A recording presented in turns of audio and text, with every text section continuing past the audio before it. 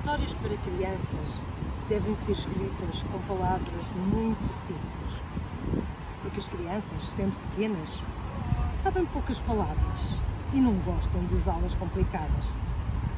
Quem me dera saber escrever essas histórias, mas nunca fui capaz de aprender e tenho pena.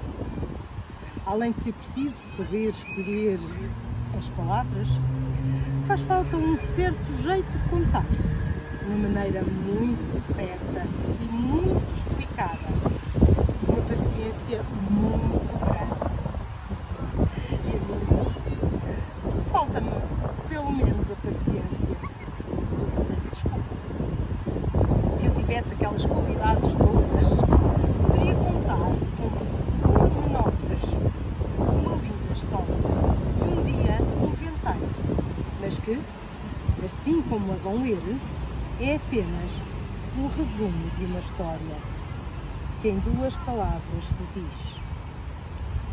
Que me seja desculpada a vaidade, se eu até cheguei a pensar que a minha história seria a mais linda de todas as que se escreveram, desde o tempo dos contos de fadas e princesas encantadas. Há quanto tempo isso vai? Na história que eu quis escrever, mas não escrevi, havia uma aldeia. Agora vão começar a aparecer algumas palavras difíceis, mas que quem não souber deve ir ver no dicionário ou perguntar ao professor. Não se temam, porém, aqueles que fora das cidades não concebem histórias nem sequer infantis. O meu herói menino tem as suas aventuras aprazadas fora da sossegada terra onde vivem os pais. Suponho que uma irmã, talvez um resto de avós e uma parentela misturada de que não há notícia. Logo na primeira página, sai o menino pelos fundos do quintal e de árvore em árvore, como um pintacílgo, desce ao rio e depois, por ele abaixo, naquela vagarosa brincadeira que o tempo alto, largo e profundo da infância a todos nós permitiu. Em certa altura, chegou ao limite das terras, até onde se aventurara sozinho.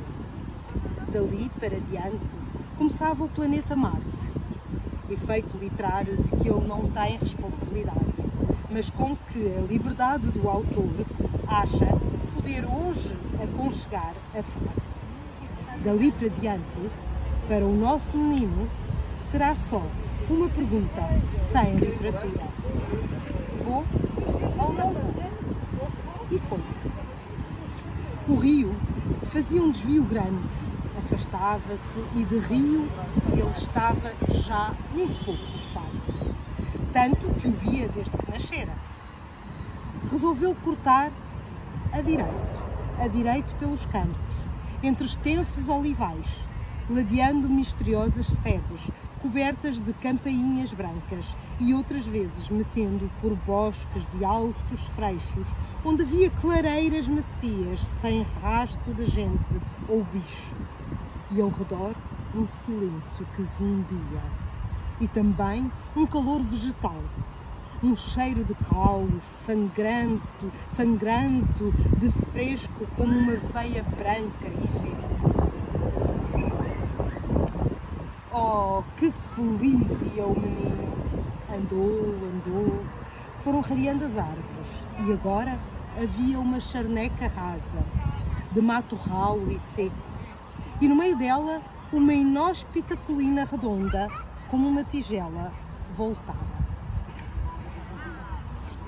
Deu-se o menino ao trabalho de subir a encosta e quando chegou lá acima, que viu ele?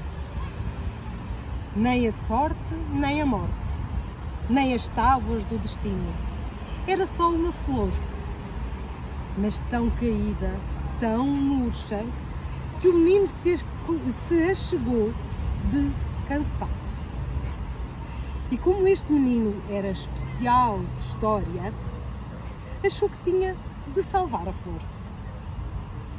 Mas que é da água. Ali, no alto, nem pinga. Cá por baixo, só no rio. E esse, oh, que longe estava. Não importa.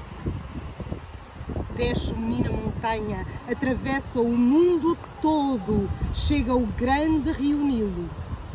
No côncavo das mãos, recolhe quanto de água lá cabia. Volta o mundo a atravessar. Pela vertente se arrasta, 3 gotas que lá chegaram. Bebeu-as a flor sedenta, 20 vezes, cá e lá, cá e lá. 100.000 viagens à lua, o sangue nos pés descalços. Mas a flor aprumada já dava cheiro no ar. E como se fosse um carvalho, deitava sombra no chão. O menino adormeceu debaixo da flor. Passaram as horas e os pais, como é costume nestes casos, começaram a afligir-se muito. Saiu toda a família e mais vizinhos à busca do menino perdido e não o acharam. Correram tudo, já em lágrimas tantas, e era quase sol pôr, quando levantaram os olhos e viram ao longe uma flor enorme que ninguém se lembrava que estivesse ali. Foram todos de carreira, subiram a colina e deram com o menino adormecido. Sobre ele, resguardando do fresco da tarde, estava uma grande pétala, uma enorme pétala perfumada, com todas as cores do arco-íris. Este menino foi levado para casa, rodeado de todo o respeito, como obra de milagre. Quando depois passava pelas ruas, as pessoas diziam que ele saíra da aldeia para ir fazer uma coisa que era muito maior do que o seu tamanho e do que todos os tamanhos. É essa a moral da história. Este era o conto que eu queria contar.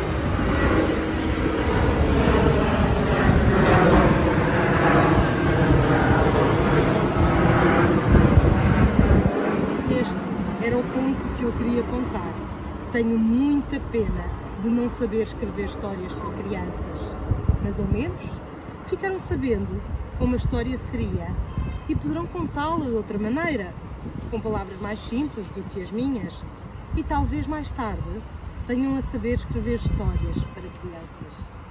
Quem sabe, se um dia virei a ler outra vez esta história, escrita por ti que me lês e que me ouves, mas muito mais bonita. Vitória, Vitória, acabou-se a história. Espero que tenham gostado. Estive a ler-vos esta história de José Saramago, numa altura em que também, recentemente, uma criança se perdeu no bosque, na floresta. Achei curioso porque esta história é muito semelhante. Não sabemos o propósito do menino ter desaparecido, mas se calhar até tem um propósito idêntico a este, de ir regar ou alimentar alguma flor no meio do bosque ou no meio dos campos. Aqui vos deixo então esta leitura, num recente jardim de Lisboa também, o jardim do arquiteto Gonçalo Ribeiro Teles, já falecido, saudoso arquiteto, que idealizou muitos dos espaços verdes de Lisboa e idealizou também uma área que temos neste momento à disposição, que é um corredor verde que